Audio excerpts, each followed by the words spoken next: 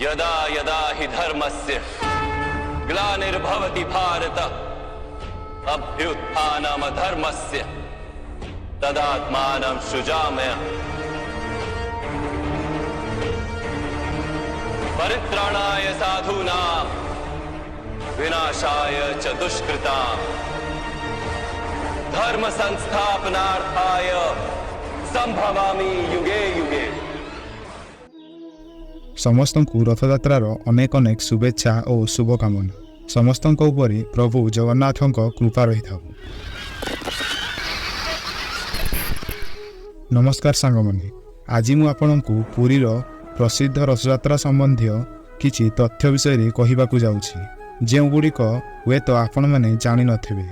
आसंतु एही महान पर्व संपर्क में जानिबा। पुरीर रथयात्रा विश्वर सबुठारु बड़ रथ उत्सव मना जाए। एही उत्सव रे लक्ष लक्ष भक्त भाग नियंती ओ एही आयोजन सारा विश्व रे प्रसिद्ध। रथयात्रा समय रे महाप्रभु जगन्नाथ, बलभद्र एवं सुभद्रा निज माउसी घर गुंडीचा मंदिर को यात्रा करती। एही यात्रा प्राय 9 दिनर होइथाए।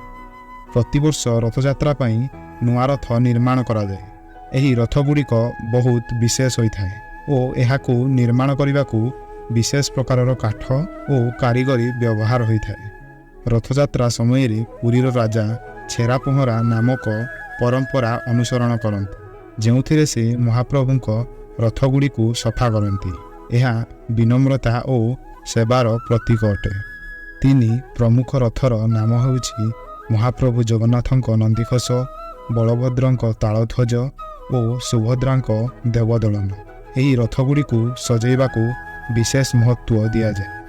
रथयात्रा पूर्वर महाप्रभु जगन्नाथ, बलभद्र और सुभद्रा अंसरा नामक विशेष अवस्था रे रहंती, जेउथिरे सेमाने मंदिर भितरे रही थांती ओ एही समय रे सर्वजनीन दर्शन दिया जाए ना। रथयात्रा समय रे जगन्नाथ मंदिरर महाप्रसाद विशेष महत्व रखि था। यही प्रसाद भक्त माननकु बंटा जाए ओ एही प्रसाद को पवित्र और शुभ बोली कहा जाए। रथयात्रा रे रथ टाणीबा बहुत पवित्र बोली मना जाए। हजार हजार लोक रथ टाणती ओ एहाकू निज जीवनर सबुठारु बड़ आशीर्वाद मानती। रथयात्रा रे केवल भारतीय लोकंक मनरे नुह विदेशर लोकंक मनरे मध्य उत्साह भरी थाए। विभिन्न देशर भक्त माने एही पवित्र उत्सव रे शामिल होइथांती।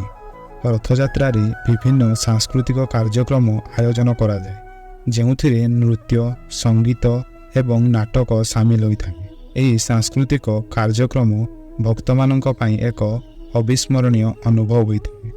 रथयात्रा केवल एक धार्मिक उत्सव नुहे, यह एक सांस्कृतिक एवं आध्यात्मिक समागम जहाँ भक्त माननक हृदय रे विशेष स्थान रखि थाए।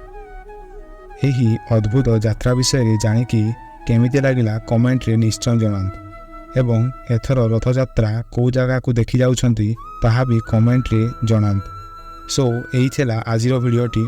आगो को एही परि भिडियो देखिबा पई लाइक, शेयर एवं सब्सक्राइब करने को जमा भी भूलु नहीं। धन्यवाद। जय जगन्नाथ।